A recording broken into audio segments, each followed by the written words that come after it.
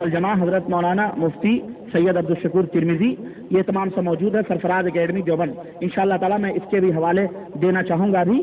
चुनांचे कहते हैं कि हाजी इमदादुल्लाह मुहाजिर मक्की फरमाते हैं कि मसला वहदतुल वजूद जो है ये हक और सही, जो वहदतुल वजूद का जो मसला है इब्न अरबी का और सूफी मंसूर हल्लाज और सूफियों का, ये क्या है, ये हक है और सही है।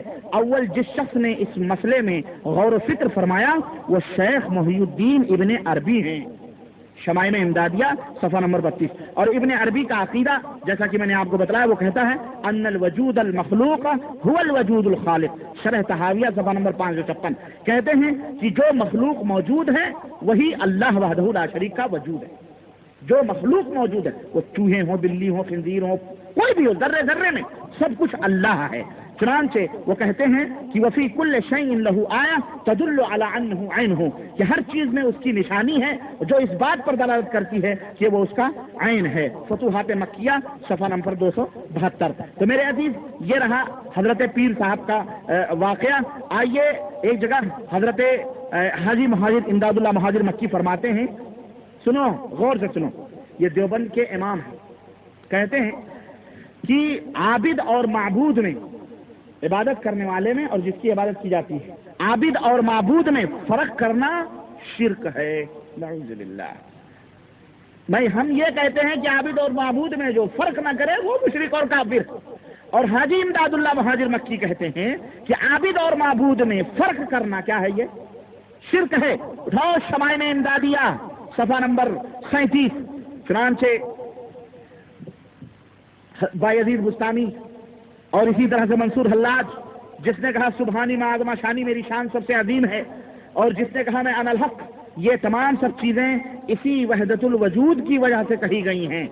ये तमाम सब चीजें हाजी साहब फरमाते हैं कि वहदतुल वजूद की किस तरह से की वजह से कही गई हैं कि ये लोग आबिद और माबूद में फर्क नहीं करते थे, इसलिए ये सबसे बड़े मुआहिद थे। नऊज़ुबिल्लाह।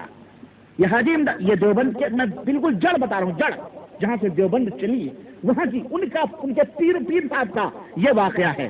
और इस तरह से मैं आपको बताऊं, ये देखें आगे चलते हैं। ये अब वहदतुल वजूद के ताल्लुक से अगर मैं और आगे बढ़ूं तो मैं एक वाकया और बयान करके मैं बात अपनी खत्म करना चाहता हूं, ताकि आपको बड़ी अच्छी बात है ये बयान कर दूं। ये देखें हजरत मौलाना खलील अहमद साहब सहारनपुरी, जिनकी ये किताब है अकायद उलमाए अहले सुन्नत, इन्होंने ये, इसको मैं अभी बताता हूं। ये लिखते हैं कि हजरत मौलाना खलील अहमद साहब ने दरियाफ्त किया, तज़किरतुर रशीद के अंदर ये वाक़या मौजूद है। ये तज़किरतुर रशीद मेरे पास मौजूद है हजरत, ये तज़किरतुर रशीद के अंदर लिखते हैं कि एक रोज हजरत मौलाना खलील अहमद ज़ेरा मजदू ने दरियाफ्त किया कि हजरत यह हाफिज मेढू शेख पूरी कैसे शख्स थे। हजरत ने फरमाया वो पक्का काफिर था, और उसके बाद मुस्कुरा कर इरशाद फरमाया कि जामिन अली जलालाबादी तो तौहीद ही में गर्क रहते थे। एक बार इरशाद फरमाया, माफ करना ये वाकया इसके अंदर लिखा हुआ है, इसलिए मैं जो है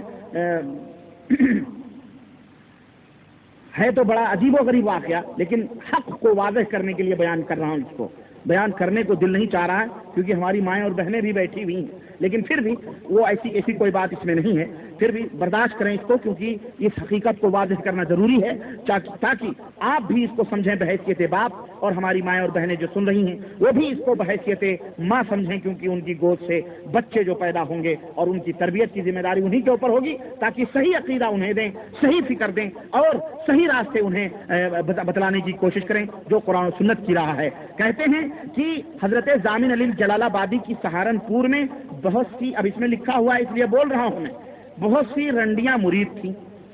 हजरत जामिन अली जलालाबादी की सहारनपुर में बहुत सी रंडियां मुरीद थी। एक बार ये सहारनपुर में किसी रंडी के मकान पर ठहरे हुए थे। सब मुरीदिनियां अपने मियाँ साहब की जियारत के लिए हाजिर हुई। माशाल्लाह, मुरीद भी प्यारा, हाँ, और ये भी हाजिर हुई मियाँ साहब की जियारत के लिए, मगर एक रंडी नहीं आई।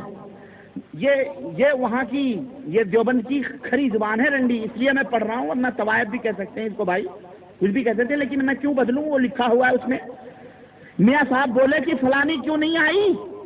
मियाँ साहब को माशाल्लाह पूरी फहरिस्त याद थी गालिबन, है नहीं, फलानी क्यों नहीं आई, या तो पैसे वैसे कलेक्ट में कमी हो गई रही होगी, فلانی کیوں نہیں آئی؟ رنڈیوں نے جواب دیا میاں صاحب ہم نے اس کو بہدرا سمجھایا کہ چل میاں صاحب کی زیارت کو، تو اس نے کہا میں بہت گنہگار ہوں اور بہت روح سیاہ ہوں، میاں صاحب کو کیا منہ دکھاؤں، میں زیارت کے قابل نہیں ہوں۔ یہ لوگ آ گئی زیارت کرنے، ہے نہیں، وہ نہیں آئی۔ میاں صاحب نے کہا نہیں جی تم اسے ہمارے پاس ضرور لانا، اسے ہمارے پاس ضرور لانا۔ چنانچہ رنڈیاں اسے لے کر آئیں، اور جب وہ سامنے آئی تو میاں صاحب نے پوچھا بی تم کیوں نہیں آئی تھی؟ بی تم کیوں نہیں آئی تھی؟ اس نے کہا کہ حضرت روح سیاہی کی وجہ سے زیارت کو آتے ہوئے شرماتی تھی۔ میاں صاحب بولے تم کیوں شرماتی ہو؟ سنو غور سے، یہاں پر ایمان اور عقیدے کو ذبح کیا گیا ہے ان کی چھری سے، وحدت الوجود کی چھری سے یہاں ذبح کیا گیا ہے۔ اگر صرف رنڈیوں کی بات ہوتی تو ہو سکتا وہ رنڈیوں والے پیر تھے، ہو سکتا ان کی مریدنیاں وہ رنڈیے مرید ہوں، تو ہمیں اس سے نہیں کوئی اعتراض ہے، ہمیں اعتراض وہ نہیں ہے۔ آج تک کسی یہودی نے بھی اور کسی نصرانی نے بھی، اور میں سمجھتا ہوں کسی ہندو نے بھی اپنے بھگوان کو یا جس کو وہ اللہ مانتا ہے اس کو گالی نہ دی ہوگی۔ لیکن سنو، یہ کتاب تذکرۃ الرشید، سوانح قدوۃ العلماء، زبدۃ الفضاء، فخر المحدثین، قطب العالم حضرت اقدس مولانا الحاج حافظ رشید احمد گنگوہی، تذکرۃ، اور لکھنے والے الحاج محمد عاشق علی صاحب میرٹھی ہیں، مکتبہ شیخ زکریا مفتی اسٹریٹ سہارنپور کی چھپی ہوئی دیوبند کی۔ اس کے اندر لکھتے ہیں اور کس طرح سے وحدت الوجود کی چھری سے اللہ وحدہ لا شریک کو کیا کہہ رہے ہیں۔ سنو، کہتے ہیں بی تم کیوں شرماتی ہو؟ کرنے والا کون ہے؟